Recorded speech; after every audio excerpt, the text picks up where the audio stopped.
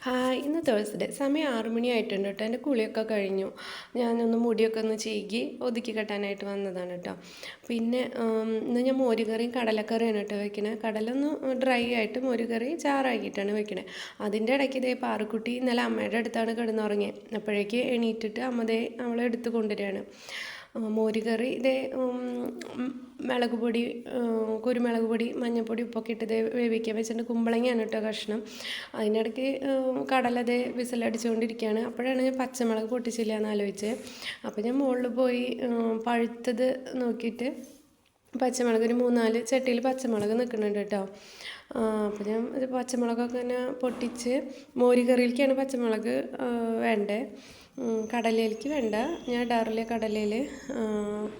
അത് കഴിഞ്ഞിട്ട് അങ്ങനെ നോക്കിയപ്പോൾ തക്കാളിക്ക് ആയി നിൽക്കുന്നുണ്ട്.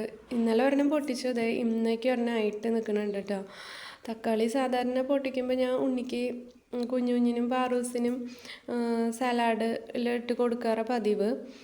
പിന്നെ അതേ വഴുതനങ്ങ ആയിട്ടുണ്ട്. ഇവിടെ വഴുതനങ്ങ കറി വെച്ചാൽ ആരും കഴിക്കില്ല, ആർക്കും ഇഷ്ടമില്ല. അതുകൊണ്ട് ഞാൻ മുട്ടയിലിട്ടിട്ടാണ് കൊടുക്കാറ്. വഴുതനങ്ങ 2-3 കിട്ടി.